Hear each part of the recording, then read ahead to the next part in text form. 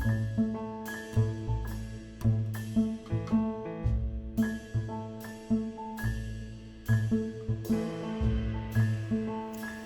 my name is Michelle from Half Fork Wheel Travel, and I'm here with the Fresno County Library for the Fresno County Summer at Your Library cooking sessions.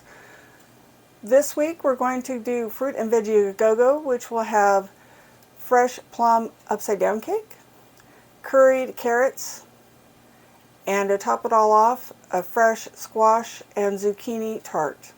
So the upside down plum cake is in the oven. We're going to get started on the curried carrots. So we have 3 large carrots that I've cut into matchsticks, and if you wanted to, you could just cut them into coins. The purpose of that is to get everything into a uniform size. So just make sure everything is the same thickness so it cooks about the same. Let's turn this on.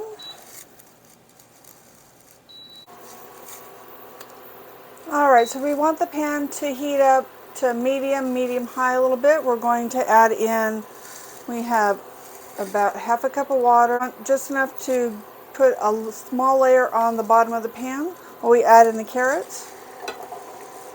The idea is to cook the carrots a little bit before we add in the butter and all the seasonings.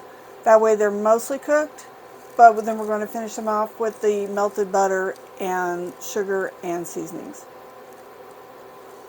And as you can see, they're all cut in matchstick, pretty close. Some are a little bit thicker or wider than the other, but they're all about the same overall width because I want them to cook about the same amount of time, and that way everybody gets a nice bite of carrot as opposed to being too crunchy. This is going to take about 3 to 5 minutes for them to come up to temperature and start cooking. So give me just a few minutes and then we'll get to the rest of it. So the carrots are cooking. You can hear them bubbling merrily along. We're going to add in just a little bit of salt. Not a lot right now. We just want to give it a little bit to help the carrots start releasing some of the water as they cook.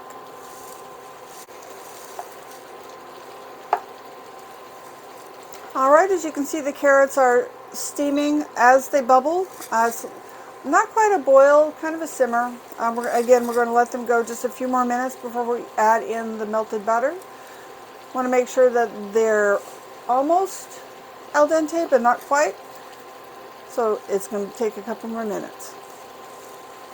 Okay, so we've been cooking about 5 minutes. As you can see, the steam coming up, and we want to make sure that they're easy to pierce with a fork.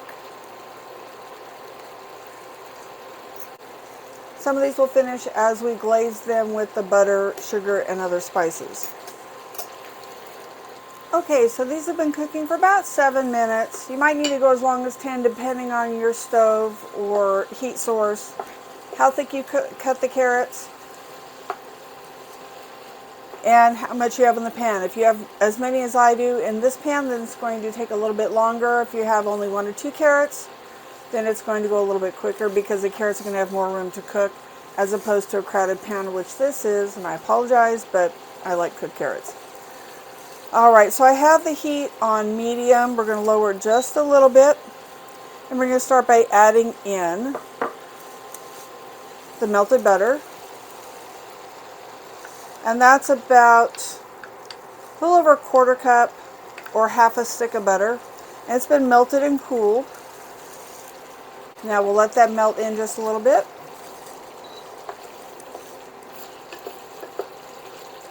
And I don't know if you like carrots the way I like carrots, but they're really tasty. And it's summertime, so you can always do a lot of different things with this. Any leftovers you can chop up and throw in a salad. You can fold in with an omelet, make a vegetable omelet with peppers, mushrooms, etc. And that's assuming that you have some leftovers from this. You may not. Alright, so we're going to add in, we have some dried parsley. It's about a teaspoon. Some fennel seeds, because I like fennel seeds. You don't have to use them if you don't like fennel. Fennel has kind of a black licorice or anise taste. I happen to like it, but you don't need to use it if you don't like fennel. You could also use celery seed. That would be another swap if you wanted to add in just a little unexpected kick of flavor. And you want to make sure to stir everything so that way the herbs coat everything that's in there. Alright, so we have a pinch of rosemary, again, just to give it a little bit extra depth of flavor. And we have about a tablespoon of curry powder, and I'm going to sprinkle this. You can use more curry if you like a stronger taste, or less. The star here is a carrot, so you can always change out the brown sugar for maple syrup, or do a half and half. The curry will just add a little bit extra sweetness, a little bit, again, more depth of flavor. The cumin in that was just wonderful. And there's also a little bit of turmeric to give it a yellow color. See how pretty that is? Alright, so next to last and least, we're going to add in about a teaspoon of garlic powder. Again, you can use less if you like less garlic. I happen to like garlic, and garlic and carrots play really well together. And if you could only smell this dish while it's cooking, it just is heaven. Alright, because we don't want to burn the sugar, we're going to add in about a half a cup of brown sugar at the very end. You want to lower the temperature just a little bit. And now is the time to keep an eye on the cooking, especially. If you need to add a little bit more water, if it seems like you don't have enough liquid and the sugar is going to burn, then do maybe a teaspoon or tablespoon at a time. Just enough to keep the pan from getting too sticky. You want the brown sugar to dissolve and coat the carrots along with the butter.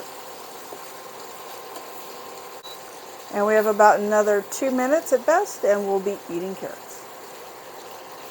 Right, so as you can see, these are cooking really well. They're getting nice and glazed from the butter and the brown sugar. And we're just about ready to plate. Now, one thing you could add would be dried raisins at this point, or even dried cranberries, just to kick it up a little bit. When you serve it, you could even top it with a little bit of, say, crumbled feta or gorgonzola, or even blue cheese, because that will offset the sweetness of the carrots and brown sugar and give it, again, that little bit extra kick. Top it with a little bit of fresh parsley or cilantro, and your family will love it. Alright. So see how well the carrots glisten from the brown sugar and the butter. Let me get this plated, and we'll show you how it works.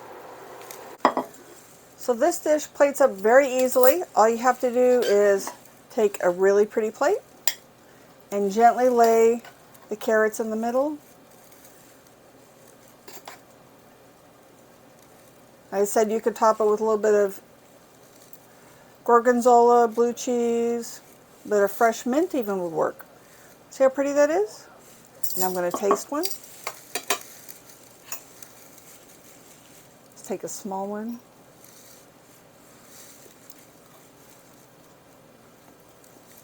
So the carrots cook perfectly. The fennel just adds a little bit of whisper of flavor in there.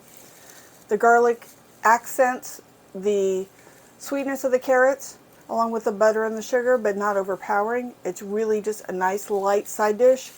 You could turn this into a main dish as well if you added tofu, even some chickpeas. Toss them in at the very last second before you serve, just to heat them up and coat everything with the brown sugar and the butter. But other than that, we have a lovely dish of carrots.